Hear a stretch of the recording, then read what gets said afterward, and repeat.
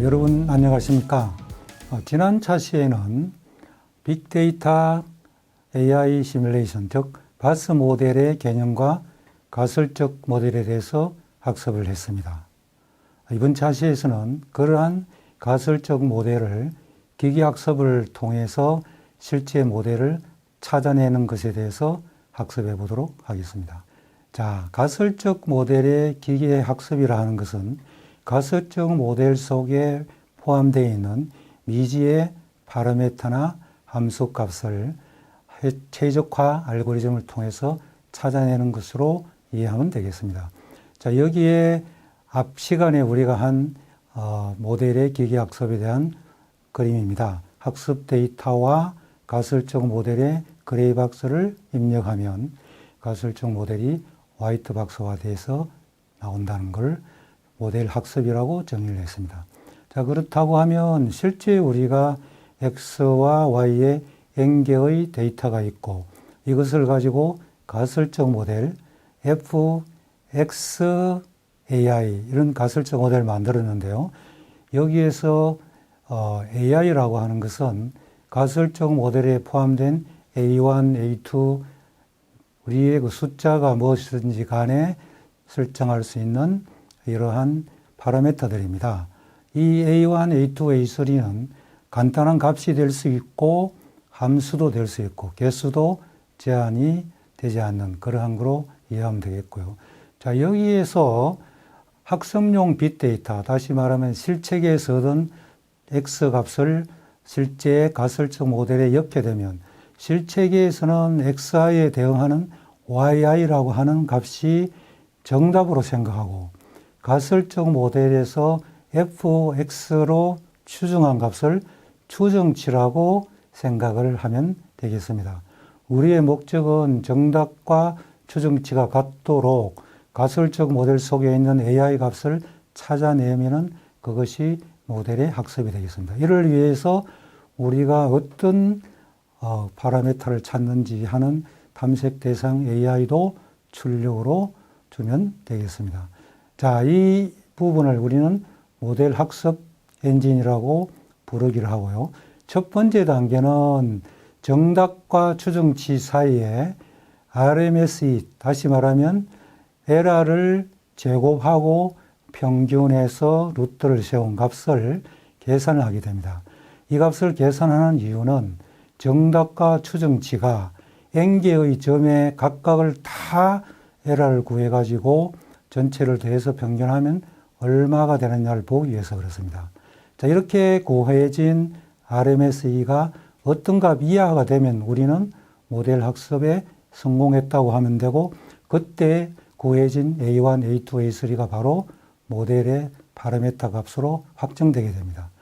만약에 이 에러가 어느 정도 값이 안 된다고 하면 우리는 최적화 알고리즘을 사용해서 탐색 대상인 AI 값을 계속 바꾸면서 다시 fx라고 하는 가설적 모델의 출력을 구해야 됩니다. 이 구해준 출력은 다시 정답과 추정값을 n개에 대해 가지고 RMSE를 구해서 앞과 같은 과정을 이렇게 반복하게 됩니다. 이렇게 되면 오랫동안 이와 같은 과정을 반복하면 RMSE가 정해진 이 값 이하로 돼서 이 학습이 종료가 됩니다.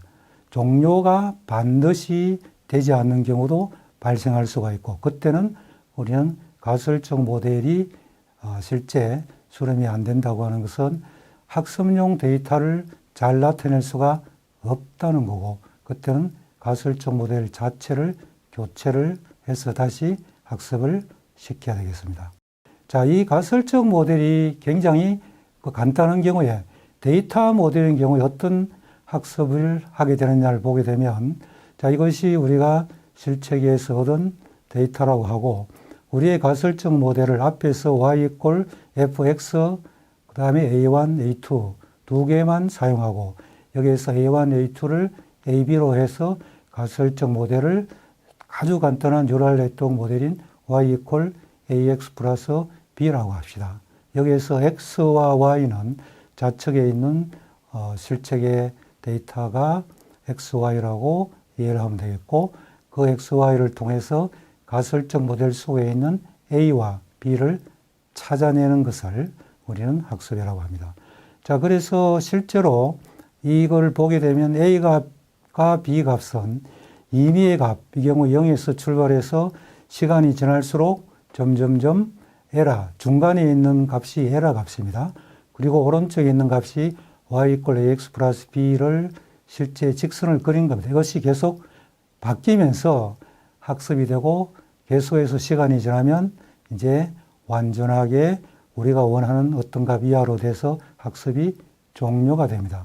이때 우리의 학습 결과는 A가 얼마고 B가 얼마고 하는 값으로 여기에서 A가 값이 마이너스 2.73, B가 0.97 이런 식으로 값이 나오고 이 방정식 자체가 우리가 찾고자 하는 가설적 모델이 됩니다. 이게 만약 유랄레똑이라고 하면은 W가 앞에 있는 A가 되고 그 다음에 B가 여기 있는 B라고 이해하면 되겠고 이게 여러 개의 입력과 여러 개의 출력을 가질 때 학습을 한다고 하면 똑같은 알고리즘을 사용하되 A하고 B 값이 여러 개가 되는 것밖에 달라지는 게 없게 되겠습니다. 자, 그렇다고 하면 이 가설적 모델이 간단한 게 아니고 시뮬레이션 모델인 경우에 우리는 학습을 어떻게 할 것이냐 하는 것을 모델 풀이 학습에 대해서 살펴보도록 하겠습니다. 자, 여기에 앞에서 나온 학습 데이터와 가설적 모델 설정, 그리고 정답, 추정치, 탐색 대상 AI 값 모두 다 동일합니다. 여기에서는 구체적으로 RMSE 값을 계산한 식을 제시하고 있는데요. 이 식은 실제 값 YI와 예측치 fxi 값의 차를 제곱한 것을 빅데이터 n개에 대해서 모두 제곱하고 그것을 더하고 다시 개수 n으로 나눠서 평균을 취하고 그 다음에 루트를 세워서 RMS 값을 구하게 됩니다. 그 다음에 있는 실제 에러 값의 범위를 체크하는 것은 동일하지만 모델 풀이 최적화 알고리즘은 실제로 우리가 찾고자 하는 AI 값을 정확하게 찾지는 못하고 근사적으로 찾지만 제한된 시간에 끝낼 수 있는 그러한 알고리즘인데 이런 알고리즘을 우리는 메타 휴리스틱 알고리즘이라고 부릅니다. 그러면 AI 값을 왜 정확하게 못 찾느냐 하면 AI가 두 개라 합시다. A1하고 A2라 합시다. 근데 A1이 0에서 100이고 A2가 0에서 100인 그러한 실수값이라고 할 때 A1, A2 값은 100개의 실수값이 곱해지는 아주 많은 값이 되겠죠. 더구나 이것이 입력 개수가 많아지거나 입력 범위가 넓어질 때는 모든 가능한 케이스를 다 대입해서 출력값을 볼 수 없기 때문에 우리는 어떤 특정한 값을 찾아가지고 출력값을 구하고 그거를 기준해서 에러 값이 제일 작은 것을 구하는 그러한 알고리즘을 메타 휴리스틱 알고리즘이라고 부르고 우리가 알고 있는 대표적인 것들은 지네틱 알고리즘, 타브 서치 알고리즘 이런 것들을 우리가 많이 쓰게 됩니다. 그 다음에 한 가지 중요한 용어는 모델 풀이라고 하는 게 있습니다. 모델 풀이. 모델 풀이라고 하는 것은 AI를 찾는 과정에서 모델에 있는 정보를 전혀 이용을 하지 않고 단지 모델의 추정치인 출력값만을 이용해서 AI를 찾는 과정을 모델 풀이 최적화 알고리즘이라고 부릅니다.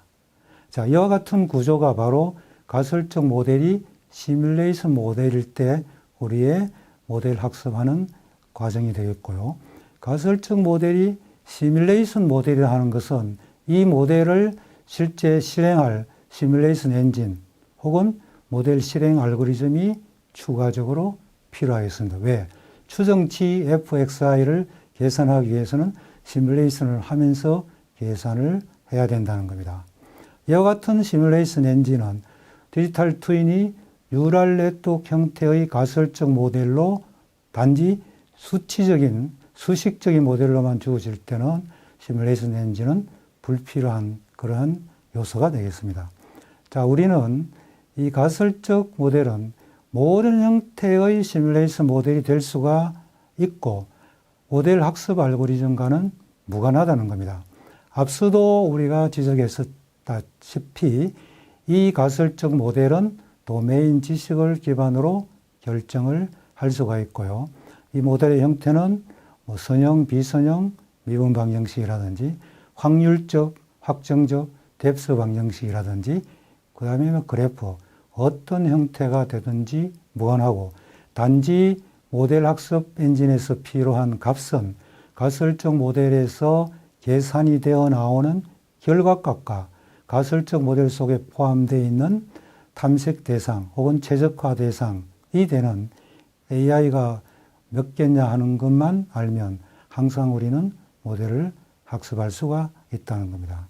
앞서와 마찬가지로 RMSE가 어떤 값 이하로 되지 않는 경우가 발생하면 우리는 가설적 모델을 다른 모델로 가설을 세워서 교체를 함으로써 가설적 모델을 찾을 수가 있다는 겁니다. 예, 온실 우리가 많이 쓰죠. 스마트팜에서 온실을 사용하는데 온실을 대상으로 해서 바스 기반의 디지털 트윈을 만들고 그 만드는 과정에 대해서 빅데이터가 어떻게 사용되고 학습이 어떻게 되는지를 예서를 통해서 보도록 하겠습니다. 자, 여기 온실 디지털 트윈의 구축 목적은 이 온실 속에 있는 여러 가지의 환경 변수들, 온도라든지 습도 이런 것들을 제어하기 위한 제어기를 설계하고 설계된 제어기 속에 있는 파라미터를 최적화하는 것을 목적으로 하고 있습니다. 이 그림에서는 온실에 온실 프렌트라고 했는데 이 프렌트는 제어에서 사용하는 용어고 그냥 온실이라고 보면 되겠고요. 온실 속에 들어가 있는 센서라든지 제어나 구동 장비가 밖으로 나와 있지만 실제로는 온실 속에 있는 거로 이해하면 되겠습니다. 자, 그러면은 이 온실의 디지털 트윈을 만들기 위해서는 우리는 학습에 필요한 빅데이터를 획득을 해야 됩니다. 그래서 실제 이 온실이 경상남도의 어떤 도시에서 2015년 4월에서 6월까지 운영이 됐는데 그때 샘플을 1분 단위로 약 240만 개의 데이터를 빅데이터로 획득을 했고 실제 측정된 데이터들은 온도나 습도나 CO2나 강우량 이런 것들이 측정이 됐고 구동기, 다시 말하면 이 온도를 바꿀 수 있는 디바이스들로는 천창이나 척창, 커튼이나 히터 등이 있었다. 그런 예가 되겠습니다. 실제 이 모델은 위에 있는 것을 추상화시켜서 제어 모델, 센서 모델, 온실 디지털 트윈 모델로 우리가 추상화할 수 있고 이와 같은 모델을 만들어서 입력, 다시 말하면 제어 모델에 들어가는 파라미터를 최적화하게 되면 실제 작물이 성장하는데 최적인 파라미터들을 우리가 만들 수 있다 하는 게 이 스마트팜의 기본 개념이 되겠습니다. 그래서 이 온실의 디지털 트윈을 만들면서 제어 모델을 설계하고 제어 모델 속에 있는 파라미터를 최적화하도록 하는 겁니다.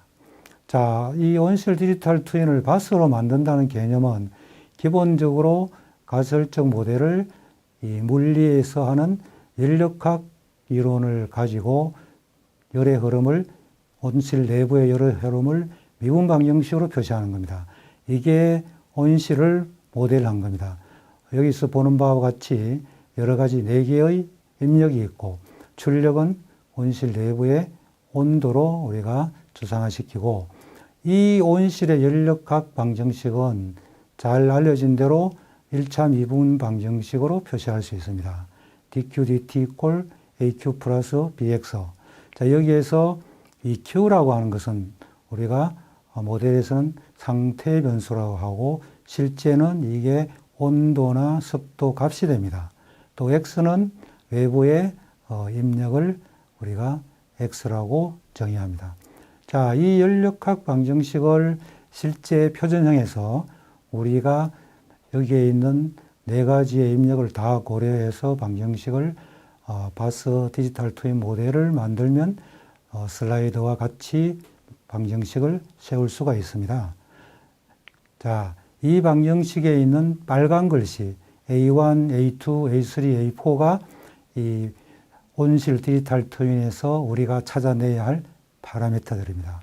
이 파라미터들은 아래 테이블에 있는 빅데이터를 가지고 실제 이 빅데이터에 있는 실제 값하고 모델에서 나온 추정치의 RMSE가 최소화되도록 앞에서 설명한 최적화 알고리즘을 작동시키게 되면 A1, A2, A3, A4 4개의 파라미터 값을 찾을 수가 있습니다. 이 파라미터 값이 찾아지면 우리는 이 파라미터를 가지고 실제 이제 검증을 해볼 수가 있습니다. 검증이라고 하는 것은 우리가 찾은 파라미터를 집어연 모델하고 실제 온도하고가 얼마나 차이가 나느냐 하는 것을 RMSE로 확인하는 과정입니다. 그래서 앞에서 구한 A1, A2, A3, A4를 대입한 온실의 디지털 트윈 모델과 실제 측정을 비교해 본 결과 그림과 같이 실제 측정의 온실의 디지털 트윈 값하고 잘 일치한다는 것을 알 수가 있고, 그때 사용된 온실의 정보는 앞에서도 잠깐 설명을 했지만 이 토마토를 키우는 그러한 온실이고, 이 재원이 그렇게 크지는 않습니다. 30 곱하기 90 곱하기 이런 식의 3차원의 재원을 가지고 있습니다. 자, 이와 같은 온실 디지털 트윈을 학습하는 것에 대한 기술적 의미는 불특정 지역의 온실 운용 실 데이터로부터 물리 기반의 온실 디지털 트윈 모델을 획득할 수 있었다는 겁니다. 획득된 온실 디지털 트윈은 온실의 환경 변수, 즉 온도나 습도 등을 제어하는 제어기를 설계하고 또 설계된 제어기의 파라미터를 최적화해서 우리의 온실의 작물의 수확량을 높이는 데 사용할 수가 있다는 겁니다. 이번 차시에는 가설적 모델의 기계학습에 대해서 공부해 보았습니다. 잘 모르는 부분은 강의 자료를 복습을 하면서 다시 보고 질문사항이 있으면 Q&A 게시판을 활용해 주기를 바랍니다. 여러분 수고했습니다. 감사합니다.